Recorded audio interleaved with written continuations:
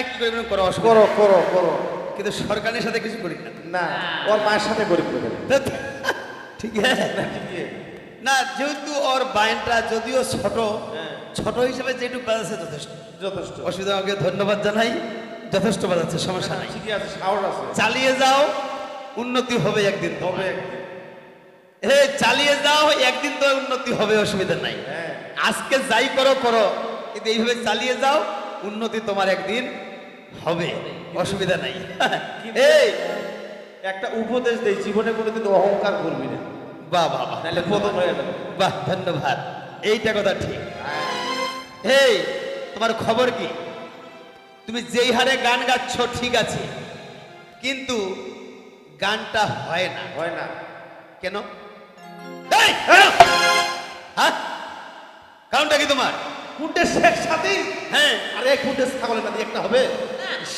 কোনটি আগরতলা কুন্টে সকিতলা কুন্টে বিপদ আর কুন্টে বিপ্লব একটা হবে ধন্যবাদ ঠিক আছে পারিবেন তোমরা উন্নতি হয়েছে তোমারও মাথা খারাপ আমি যদি গানটা গাই এখন ওরে অনেক মানুষ পালাইয়া গেল শুনিয়া এই শালির গান এটা করেন না তুই বড় বেইমান রে শালি তুই বড় বেইমান মোটটা কম কোনটা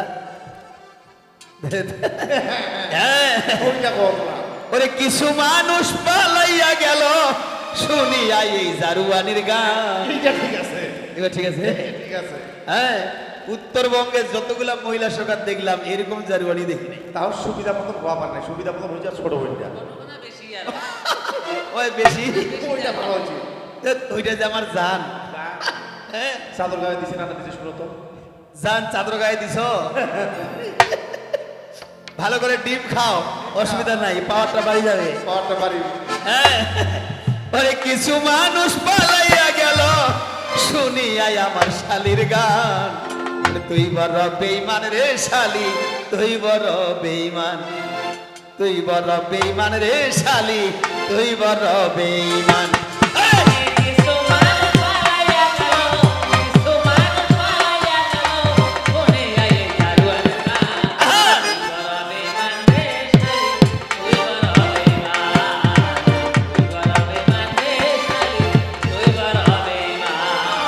মন কারিলাই ও গো শালি কইয়া মিষ্টি কথা কারে পাইয়া কি বুঝিয়া প্রাণে দিলি ব্যথা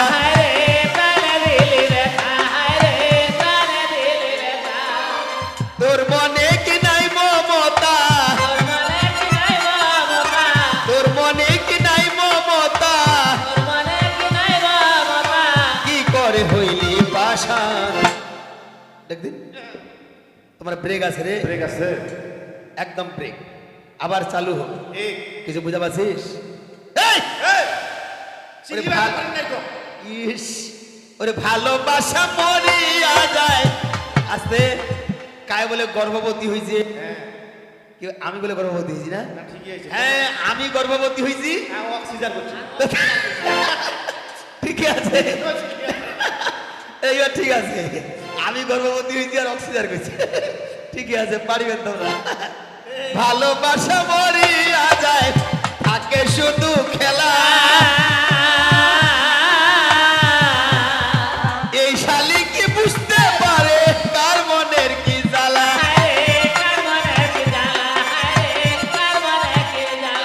ওটাই নূর আলম হয় পুইরা কয়লা নূর আলম হয় পুইরা কয়লা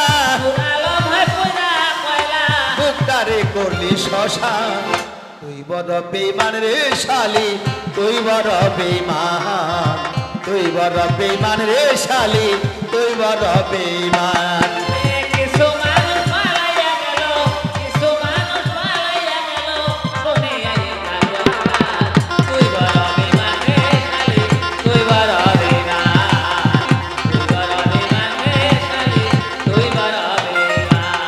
এরাই এক নম্বর বেইমান আজকে পেয়েছি ভাই তাহার প্রমাণ এক নম্বর বেইমান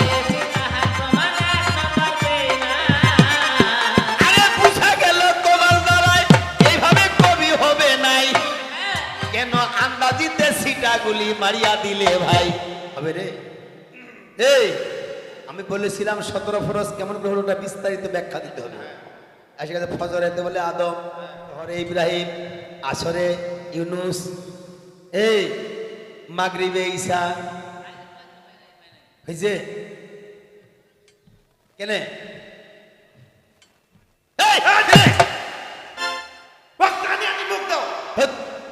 তুই কি করবি? বগলের ভিতর ঢুকে এমন সিপ আমার নাই। আরে যদি আমার ছোট শালি হবে না পারে, শালির পাশে কি বাঁশ দেওয়া যাবে? না না, পাঁচ দেন না, পাঁচ দেন না, ভুট্টা খড়িলা দেন। ধ্যাৎ, বাঁশ দেন না, ভুট্টার খড়ি দেন। মানে এরকম একটা যদি খালি বাস দেন, হ্যাঁ খড়ি কম, আচ্ছা 2 বিঘা মাটির ভুট্টার খড়ি দিবেন না, গোটা বছর ভাত আমি খাওয়া ওই এইটা কয়েছিস?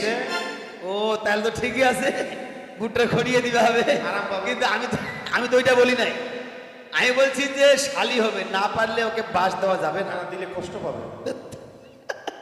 আর আমি হচ্ছি দুলা ভাই, আমি যদি না পারি আমার ভাতকে জিভা লাগাই দিবে। ওই সিভা লাগাইতে চাকরি ব্যাপারে বলা যায় না। শালি হিসাবে এরা জিভা লাগাই দিবা পারে, শালি হিসাবে। দেখো আমি যেটা চাইলাম সেটা পাইলাম নাই, আবার উল্টাইয়া আমার প্রতি প্রশ্ন করলো ভাই, আমার প্রতি প্রশ্ন করলো এই জায়গাতে ভালো কি বলছে, নামাজ বোঝার নবী সাহেব নিয়ে আসিল, পৃথিবীতে আসলো নবী সারাসারি নাই, সর্বপ্রথম কোন নামাজটা করেছে আদায়, সেই নামাজের ইমামতি কে করিয়াছিল, এইটা প্রশ্ন শালি আমাকে করিল। এটা করছে না? এই যেমন তেমন নয়, এটা মোহাম্মদ বুধামি আর সেলা, আগার রাত পাছার নাই মোর সারা রাইতে খেলা। বুঝিস ব্যাপারটা? হ্যাঁ কিছু বুঝা পাচ্ছিস? এই কিছু বুঝা পাচ্ছিস? হ্যাঁ আরাম কেন আরো পাবো, একটু সবুর কর। ও ওই যে কয়েছে আরেকবার, দাদা কয়েছে আরেকবার, আরেকবারটা এইরকম যেমন তেমন নয়, এটা মোহাম্মদ আজিমুদ্দিনের শীষ, একটু পরে আসল জায়গা উঠিবে তোর বিষ। এই বুঝতে পারছিস? হ্যাঁ একটু হুশ করিয়া চলিবে, না হইলে গোষ্ঠী সুতে পড়িবেন, হুশ করিয়া চলিবেন।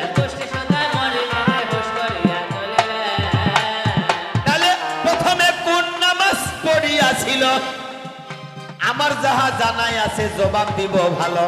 সর্বপ্রথম নবীজি শুনো দিয়া মন, এই যে জোহরেরও নামাজ তিনি আদায় করেন, জোহরেরও নামাজ আদায় করিয়াছিল, কে ইমামতি করলো শুনিবেন সকল, স্বয়ং জিব্রাইলে দেখো ইমামতি করেছে, জিব্রাইল ইমামতি করিয়াছে, আল্লাহর নির্দেশে শুনেন আমার কাছে, আল্লাহর নির্দেশে জিব্রাইল সেটা ইমামতি করেছিল, আর নবী তার পিছনে জোহরের নামাজ আদায় করেছিল। আমার পরিষ্কার জবাব, দেখো রাখিব না তোমার অভাব, পরিষ্কার জবাব।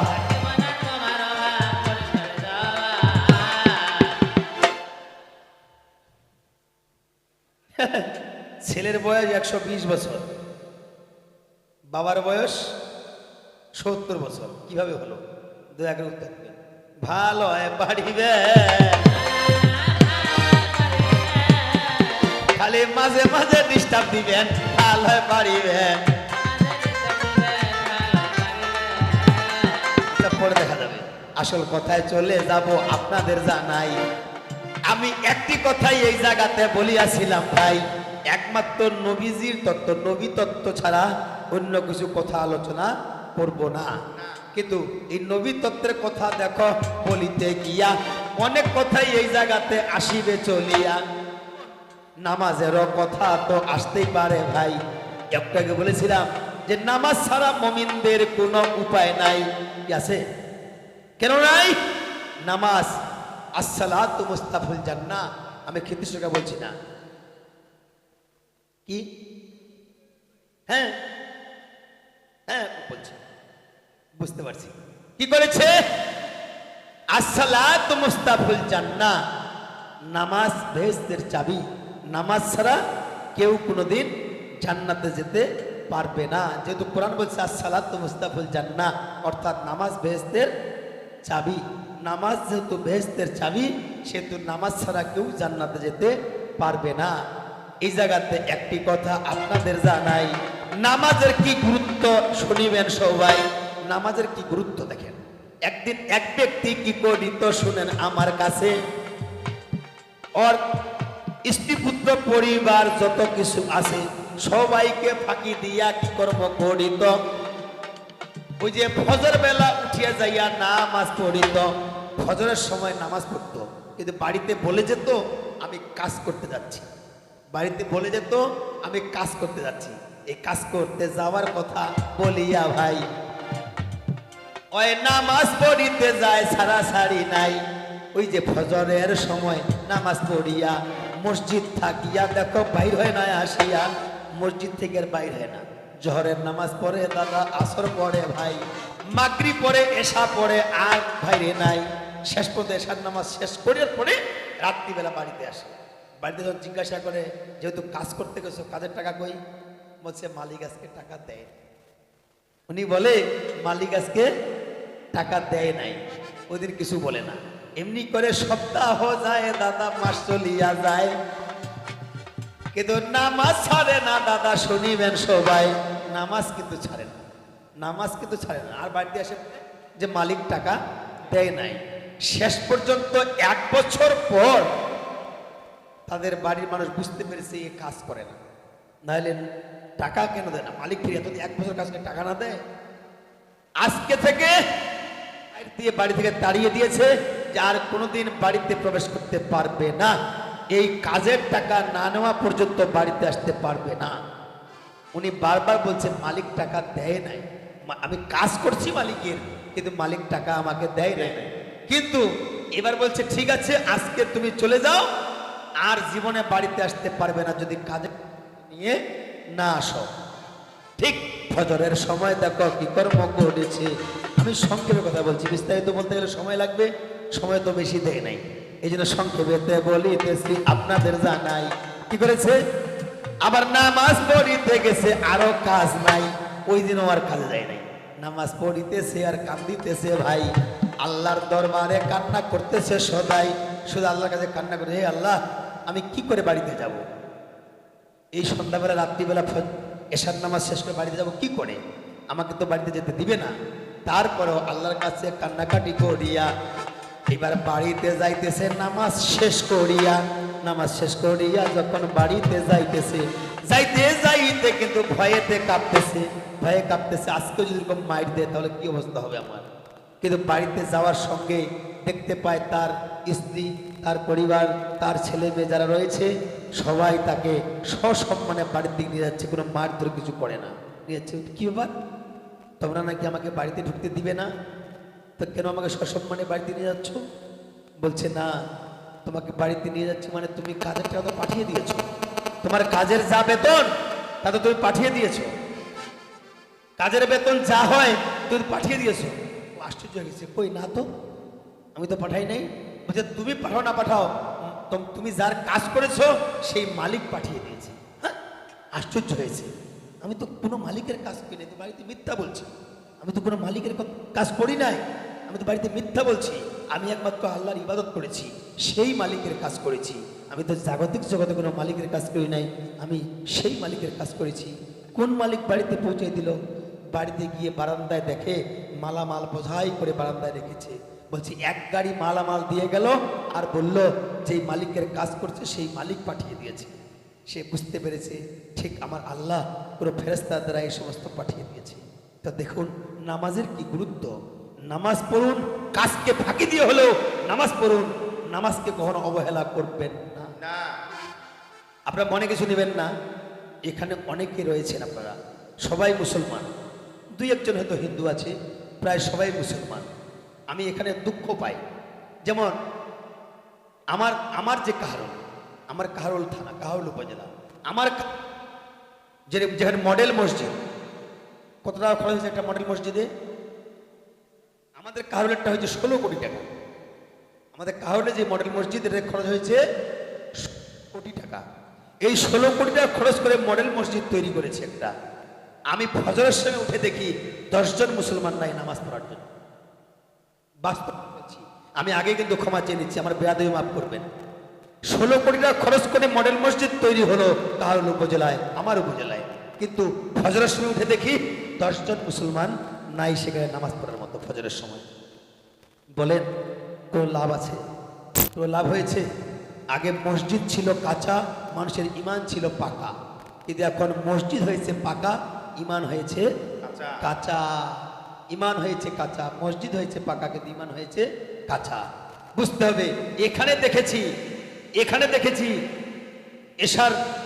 এশার আজান দিচ্ছে, মুয়াজ্জিন গিয়ে এশার আজান দিচ্ছে, আর এখানে বসে চায়ের দোকানে আড্ডা মারাচ্ছে, দাড়ি আছে, টুপি আছে, সব কিছু আছে, আমি নাম বলছি না। এইখানে টুপি আছে, দাড়ি আছে, মসজিদে আজান দিচ্ছে, এখানে দোকানে বসে আড্ডা মারাচ্ছি, দোকানে কাজ করছি, নামাজের কথা চিন্তাও করি নাই।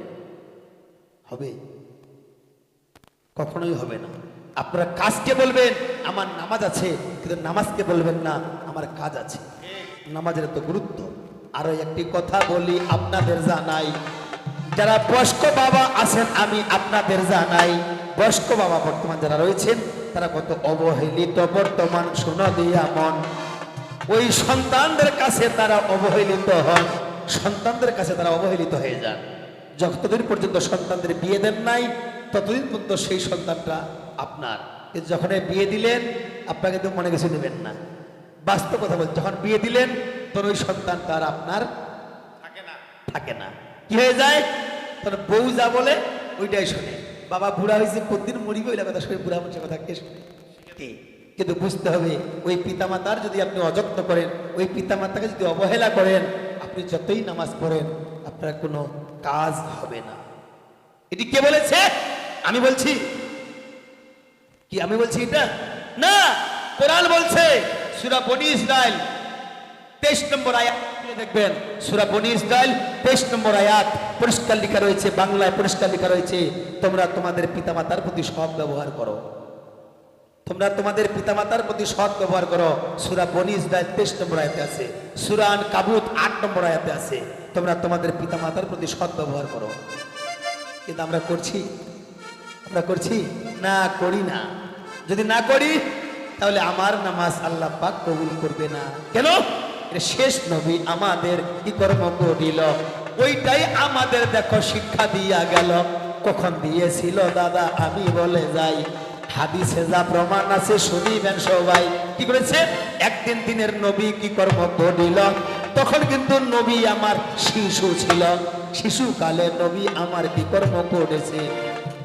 তারা খেলার সাথীর সঙ্গে দেখো খেলাইতে গেছে, তখন শিশু, মোহাম্মদ তখন শিশুকাল। আমার কথা বলে বুঝতে পারতেছেন? মোহাম্মদের তখন শিশুকাল, শিশুকালে মোহাম্মদ কি কর্ম করেছে, আরেক শিশুর সঙ্গে দেখো খেলাইতেছে, খেলা করতে করতে দেখো কিবা দশা হইল, ওই যে শিশুটার কপাল ঘামিয়া গেল, নবীরও ঘামিয়া গেল। শোনো দিয়া মন, কিন্তু নবীর বাবা তো মারা যান, নবীর বাবা আব্দুল্লাহ কিন্তু আগেই মারা গিয়েছে। কিন্তু যেই শিশুটির খেলা করেছিল ওই শিশুটির আব্বা দৌড়ে গিয়ে তার কপালের ঘাম মুছিয়ে দিল, পকেট থেকে কিছু খেজুর খুরমা বের করে তার ছেলেকে খেতে দিল, বুকে জড়িয়ে ধরে আদর করলো। দূর থেকে আমার শিশু নবী দেখতে পেল, দেখতে পেয়ে মনে মনে চিন্তা করলো, আহারি, আমার বাবা যদি বেঁচে থাকতো, আমার বাবা যদি আজকে থাকতো, আমাকে এরকম করে আদর করতো, আমাকে খেজুর খুরমা খেতে দিত, আমার কপালের ঘাম আমার আব্বা মুছিয়ে দিত। দৌড়ে গিয়ে শিশু নবী আমার কি কর্ম করেছে, মা আমিনার কাছে গেছে, মা আমিনার কাছে এবার দৌড়াইয়া গিয়া শিশু নবী এইবার মাকে বলতেছে ডাকিয়া, আম্মা আম্মা, আমার আব্বা কোথায় আম্মা, আমার আব্বা কোথায় আম্মা? মা আমিনা বলছে কেন? বলছে আমার বন্ধুটির সঙ্গে খেলা করতে গিয়েছিলাম, আমার বন্ধুটির আব্বা দৌড়ে এসে আমার বন্ধুটির কপালে ঘাম মুছিয়ে দিল, তাকে খেজুর খুরমা খেতে দিল, তাকে বুকে জড়িয়ে ধরে কত আদর করলো। আম্মা আমার আব্বা কোথায় আম্মা? বলো না, আমার আব্বা থাকলে আমাকেও এরকম আদর করতো, আমায় খেজুর খুরমা খেতে দিত, কপালে ঘাম মুছিয়ে দিত। বলছে মা আমিনা কাঁদতে কাঁদতে চোখের জল মুছতে মুছতে দেখিয়ে দিল, আব্দুল্লাহর কবরের দিকে দেখিয়ে দিল, ওইখানে তোমার আব্বা শুয়ে আছে। আব্দুল্লাহর কবরের দিকে দেখিয়ে দিল, ওইখানে তোমার আব্বা শুয়ে আছে। শিশু মোহাম্মদ আমার কি কর্ম করেছে, দৌড়ে গিয়া আব্বার কবরের কাছে গেছে, আব্বা জানের কবরেরও কাছেতে গিয়া এবার ডাকিতেছে আব্বা আব্বা, চিৎকার করিয়া আব্বা আব্বা, তুমি একবার কবর থেকে উঠে এসো আব্বা, আমাকে একবার ওইভাবে আদর করো, আমার কপালে ঘাম মুছিয়ে দাও, আমাকে কিছু খেজুর খুরমা খেতে দাও, তারপরে তুমি আবার কবরে যাও, আমার আপত্তি নাই। এমনি করে উচ্চ স্বরে শিশু মোহাম্মদ উচ্চ স্বরে কান্না করছে। এমন সময় আল্লাহ পাক আজদালকে ডেকে ডেকে বলছে, হে আজদাল, তুমি এই মুহূর্তে যাও, আমার দোস্তের আম্মা মা আমিনার জানটাও কবজ করে নিয়ে আসো। আজদাল কাঁদতে কাঁদতে আল্লাহকে বলছে, হে আল্লাহ, তোমার এ কেমন লীলা আল্লাহ, এই মুহূর্তে তোমার দোস্তের একমাত্র সম্বল তার আম্মা, তার আব্বা গর্ভে রেখেই মারা গিয়েছে, তার আব্বা আব্বা করে চিৎকার করছে, আব্বা তো শুনবে না, একমাত্র সম্বল তার আম্মা, আর তুমি তার আম্মার জানটা কবজ করতে বলছো, তোমার এ কেমন লীলা আল্লাহ। আল্লাহ বলছে, হে আজদাল, আমি যা করছি তুমি, আমি যা বলছি তুমি তাই করো, এক্ষুনি যাও মা আমিনার জানটাও তুমি কবজ করে নিয়ে আসো, কারণ তাকে চিরদিনের জন্য এতিম বানিয়ে দাও। আমার দোস্তকে যদি এতিম বানিয়ে না দাও, তাহলে আমার দোস্ত বুঝবে না এতিমের কি মর্ম, এতিমের কি ব্যথা। আমার দোস্তকে চিরতরে এতিম বানিয়ে দাও, তুমি এক্ষুনি মা আমিনার জানটা কবজ করে নিয়ে আসো। সঙ্গে সঙ্গে আজরাইল এইবার কি কর্ম করিল, মা আমিনার জানটাও কবজ করিয়া নিল। শিশু নবী বুঝতে পারলেন, আমার পিতা মাতার খেদমত আমি করতে পারি নাই। উম্মতদেরকে ডেকে ডেকে বলছে শিশু মোহাম্মদ, উম্মতদেরকে ডেকে ডেকে বলেছে, ও আমি করি নাই, করিতে পারি নাই, ও আমি করি নাই, করিতে পারি নাই, পিতা মাতার খেদমত করিও আমার উম্মত, করিও আমার উম্মত। আমি করি নাই, করিতে পারি নাই, ও আমি করি নাই, করিতে পারি নাই, হ্যাঁ, পিতা মাতার খেদমত হ্যাঁ, করিও আমার উম্মত, করিও আমার উম্মত। গর্ভে রেখে মরিল পিতা, মাতা মরিল শিশুকালে, আমি এতিম এই নিখিলে। গর্ভে রেখে আহা, মরিল পিতা, মাতা মরিল শিশুকালে, আমি এতিমে আহা, গর্ভে রেখে মরিল পিতা, মাতা মরিল শিশুকালে, আমি এতিম এই নিখিলে। ওই আমি করি নাই, করিতে পারি নাই, ওই আমি করি নাই, করিতে পারি নাই, পিতা মাতার খেদমত করিও আমার উম্মত, করিও আমার উম্মত। ওই আমি করি নাই, করিতে পারি নাই, আমি করি নাই, করিতে পারি নাই, পিতা মাতার খেদমত করিও আমার উম্মত, করিও আমার উম্মত। বাবাকে তোমরা কাবা জানিও, মদিনা জানিও মাকে, বাঁচিয়া যদি গো থাকি। অনেকের আজকে এখানে অনেকের বাবা বেঁচে নাই, অনেকের মা বেঁচে নাই, অনেকের বাবা বেঁচে নাই, অনেকের মা বেঁচে নাই। তারা হয়তো দুঃখ করবে, আজকে বেঁচে থাকলে হয়তো আমি সেবা করতাম। বুঝতে হবে, কবি গান শুনলে হবে না, কবি গান বুঝতে হবে। আমি কথাগুলো কি বলছি এগুলো বুঝতে হবে। পিতামাতার খেদমত করতে হবে, এটি আমার কথা নয়, এটি আমাদের নবী শিক্ষা দিয়েছে, এই নবীর শিক্ষা। বাবাকে কাবা জানতে হবে, মাকে মদিনা জানতে হবে। এই ভেবে আপনি হজ করতে যাবেন, কিন্তু বাবার মনে কষ্ট দিবেন, মায়ের মনে কষ্ট দিবেন। আপনি বড়লোক হয়েছেন, হজ করতে গেছেন, আমরা ওই হজ আল্লাহর কাছে কবুল হবে না। আপনার পিতামাতাকে কষ্ট দিয়েছেন, ওই হজ কবুল হবে না। তাই বলছেন বাবাকে তোমরা কাবা জানিও, মদিনা জানিও মাকে, বাঁচিয়া যদি গো থাকে সেবি নাই বাবাকে, সেবি নাই মাকে, সেবি নাই বাবাকে, সেবি নাই বাবাকে, সেবি নাই মাকে, আমি নিজে মোহাম্মদ সেবিও আমার উম্মত, সেবিও আমার উম্মত। ওই আমি করি নাই করিতে পারি নাই, আমি করি নাই, করিতে পারি নাই, পিতা মাতার করিও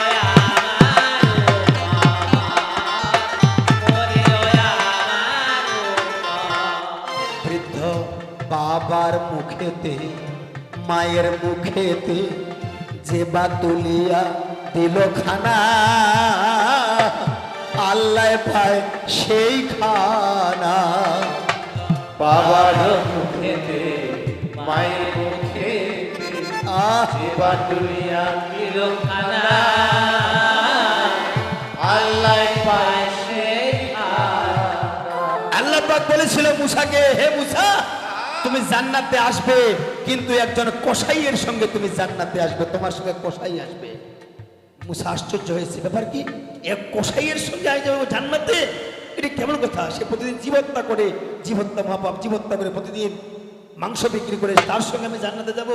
দেখি তো সে কি করে, কি এমনটা করে। গিয়ে দেখে ঠিকই ওই কসাই বাজারে মাংস বিক্রি করতেছে, কিন্তু মাঝে মাঝে ভালো ভালো মাংসের টুকরাগুলো, যেগুলো শুধু শুধু মাংস, ভালো ভালো টুকরাগুলো লুকায় রাখতেছে, আর বাকিগুলা বিক্রি করছে। বলছি হ্যাঁ, মানুষকে ফাঁকি দেয়, আর এই ব্যক্তি আমার সঙ্গে জান্নাতে যাবে? দেখি তো শেষ পর্যন্ত কি করে। শেষ পর্যন্ত যেগুলো ভালো ভালো মাংস, কলিজা, এগুলো ব্যাগের মধ্যে ঢুকাই নিয়ে বাসায় আসলো। বাসায় এসে দেখে তার বাবা রোগাক্রান্ত শুয়ে আছে, সিদ্ধ বেগুনের মতো একটি ছোট্ট হয়ে গেছে। তার বাবা, তার মা নিজেই সেই কষাই সেই মাংসগুলো রান্না করে, নরম নরম মাংসগুলা তার বাবার মুখে তুলে দিচ্ছে, তার মায়ের মুখে তুলে দিচ্ছে, মাকে খাওয়াচ্ছে, বাবাকে খাওয়াচ্ছে। তারপর বাবা মাকে ঘুমায় রেখে তারপর সে নিজে আহার করেছে, নিজে খেয়েছে। মুসা বুঝতে পারলো, ওফ, পিতামাতার সেবা করে এত গুণ, এত মহিমা, এই জন্যই, এই গুণেই সে আমার সঙ্গে জান্নাতে যাবে। কি মুসা নবী নিজেই দেখেছে যে পিতামাতার সেবা করার কি গুণ, কি উপকার বলেছে। তাই নবীজি বলেছে পিতামাতার সেবা অবশ্যই আগে করা কর্তব্য। কিন্তু আমরা তো এখনো বুঝি না, বাবা বুড়া হয়ে গেছে, মা বুড়ো হয়ে গেছে, আমরা বুঝি না। আমরা বুঝি দুদিন পরের দিন যে মরবেই, এদের কথা শুনি আর লাভ নাই। বউ যা বলে, শ্বশুর যা বলে, শাশুড় যা বলে, এগুলো শুনতে হবে। শ্বশুর শাশুড়ি হয়েছে বাস্তব কথা বলছি এটা। কিন্তু বাবা যারা সন্তান রয়েছে, যারা পিতামাতা বেঁচে আছে, আমার কথাটা মনে রাখবেন যে পিতামাতা যতদিন বেঁচে আছে পিতামাতার সেবা করবেন। পিতামাতা আল্লাহ পায় সেই খানা। ও তাই শাহ আলম সরকার বলে ভাই দরকার, শাহ আলম সরকার বলে ভাই দরকার, পিতা মাতার নেক বরকত সেবিও আমার উম্মত, সেবিও আমার উম্মত। ওই আমি করি নাই, করিতে পারি নাই, ও আমি করি নাই, করিতে পারি নাই, পিতা মাতার একমাত্র করিও আমার উম্মত, করিও আমার উম্মত, করিও আমার উম্মত। তবে আমি অল্পে অল্পে বিরাম করে যাই। দেখো এই মারে বেশি কথা আমার দরকার নাই, যেহেতু কমিটি যেহেতু সময় দেয় নাই, যেহেতু কমিটি সময় দেয় নাই, এই জন্য বেশি কথা আমার দরকার নাই। কি করেছে? এই 30টা হরল্লা কি কর্ম করিল, দেখো মানুষেরও শরীর এতে বসাইয়া দিল। আমি এই কথাটি বলছি, একটি কথাটি মন দিয়ে শুনেন, একটি হরফের ব্যাখ্যা যদি কেউ মনোযোগ সহকারে শ্রবণ করে, একটি হরফের, হাদিস বলছে সঙ্গে সঙ্গে আপনার নেকির খাতায় 10টি নেকি জমা হয়ে যাবে। আল হাদিস বলছে একটা হরফ। আজকে আমি 30টা হরফের ব্যাখ্যা দিচ্ছি, কথাটি মন দিয়ে শুনেন। যে 30টি হরফের ব্যাখ্যা মন দিয়ে শুনেন, আপনার নেকির খাতায় 30 × 10 = 300টি নেকি আপনার নেকির খাতায় জমা হয়ে যাবে। আল হাদিস বলছে, আমি কিন্তু এটি বানায় বলছি না। আমি যদি একজন হিন্দু ঘরের সন্তান, আমি কথাটি বানায় বলছি না। হাদিস বলছে একটি হরফ ঠিক নিয়তে যে শ্রবণ করবে, তার সঙ্গে সঙ্গে নেকির খাতায় 10টি নেকি জমা হয়ে যাবে। তাই 30টি হরফের ব্যাখ্যা শুনলে 300 নেকি আপনার জমা হয়ে যাবে।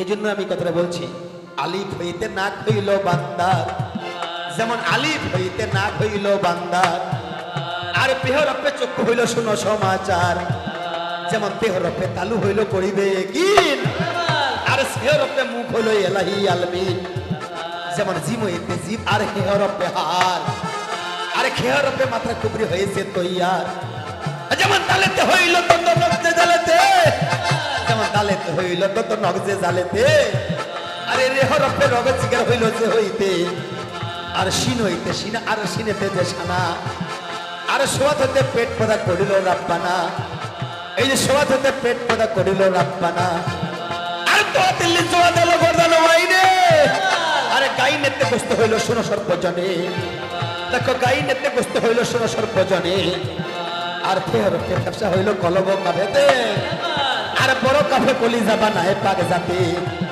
যেমন লামেতে হইল নাবি মেতে কমর, আর নুহরফে খুন হইল কেতাবে খবর, যেমন উয়া হরফে হইল আজ গলাতে, আর হেহরফে হাঁটু পাওলাম আলিফেতে, হেহরফে হাঁটু পাওলাম আলিফেতে, আর হামজাতে হইল পতা বিচি করলে জানে, যেমন হামজাতে হইল পতা বিচি করলে জানে, আর ইয়াতে পায়েরি বান্দার শরীরে, আর দেখো ইয়াতে পায়ের এরি বান্দার শরীরে, ভাই 31টা হরফেতে উজু বান্দার, দেখো 31টা হরফেতে উজু বান্দার, আর করেছেন হিকমতে পাক পরওয়ার, আর দেখো করেছেন হিকমতে পাক পরওয়ার, আরে বাপের চারি মায়ের চারি আল্লাহ দিয়া 10, দেখো 18 যেতে ছেলে খেলে মহারস, ও ভাই গোস্ত গোস্ত পশম ফোনাই এ চারি মায়ের, আর দেখো গোস্ত গোস্ত পশম ফোনাই এ চারি মায়ের, আর মনি মগজ হার রক এ চারি বাপের, আর দেখো মনি মগজ হার রক এ চারি বাপের, আর 10 চিজ ইলাহির শোনো দিয়ে মন, আরে 10 চিজ ইলাহির শোনো দিয়ে মন, দেখো 18 চিজ হলো জুদাই এমন, আর দেখো 18 চিজ হলো জুদাই এমন, আমি জিজ্ঞাসা করে যাব করিবেন স্তবন, দেখো জিজ্ঞাসা করিয়া যাব করিবেন স্তবন। বাহ, আমার 30টি হরফের ব্যাখ্যা শুনে আমার এক দাদা আমাকে 20টি টাকা উপহার দিয়েছে। এটি ইসলামী ব্যাখ্যা শুনে এবং 30টি হরফের ব্যাখ্যা শুনে দাদা দিয়েছে। এটি অন্যায় কথা বা অশ্লীল কথা শুনে কিন্তু দেয় নাই। এই কথা বোঝা গেছে? পরিষ্কারের কথা দেখো, আমি বললে যাই, প্রশ্ন আমি বেশি দূরের করিব নাই। ওই জায়গাতেই প্রশ্ন, যে এই ব্যক্তিটি প্রতিদিন কাজকে ফাঁকি দিয়ে নামাজ পড়তে যায়, কিন্তু শেষে সেই আল্লাহর কাজ করেছে বিধায় তার প্রতিফল সে পেয়েছে। তোমার কাছে আমার প্রশ্ন, ওই ব্যক্তিটির নাম কি? কথাটা বোঝা গেছে? সেই ব্যক্তিটির নাম কি? পরিষ্কারের জবাব দিবে তোমার কাছে চাই, দেখো পরিষ্কার জবাব দিবে তোমার কাছে চাই। আর বাজে কথা বললে কিন্তু আমি শুনবো নাই, দেখো বাজে কথা বললে কিন্তু আমি শুনবো নাই। আর নবী কেন উজু করলো শোনো দিয়া মন, আর নবী তো সর্বদাই পবিত্র হন। নবী নিজের জন্য কোনো কর্ম করে নাই, নবী নিজের জন্য কোনো কর্ম করে নাই, শুধু জীব শিক্ষার জন্য কর্ম করে সদাই, শুধু মানুষকে শিক্ষা দেওয়ার জন্য করেছে। আমি যদি না করি তাহলে আমার বান্দা আমার ভক্তগণ করবে না। অতএব উজু করেই নামাজ পড়তে হবে, পবিত্রতা অর্জন করেই নামাজ পড়তে হবে, এটা শিক্ষা দিয়েছেন মানুষকে। উনি নিজের জন্য করে নাই, নিজে তো সবসময় পবিত্র, নিজে কোনাকে উজু করার কোনো প্রয়োজন ছিল না, শুধু ভক্তদেরকে শিক্ষার জন্য, উম্মতদেরকে শিক্ষার জন্য তিনি সেটা করেছে। তিনি নামাজ না পড়লেও হতো, নবীজি নামাজ না পড়লেও হতো, কিন্তু নবীজি যদি না পড়তো আমরা শিখতাম না। আমাদের শিক্ষা জন্য তিনি করেছেন, অর্থাৎ তিনি উজুও করেছেন একমাত্র আমাদের শিক্ষা দেওয়ার জন্য। তোমাদের উজু করতে হবে, তারপরে নামাজ পড়তে হবে। উজু না করলে নামাজ পড়া যাবে না। পানি না থাকলেও তায়াম্মুম করতে হবে, তাও করতে হবে। পানি যদি নাও পাও তায়াম্মুম করতে হবে, তাও করতে হবে, না হলে নামাজ পড়তে পারবে না। পরিষ্কার কথা দেখো তোমারে জানাই, দেখো এই জন্য উজু করিয়াছিল ভাই, আর পাইন মশাই ফেলো কাঠি বাসায় চলে যায়। বাহ বাহ বাহ বাহ।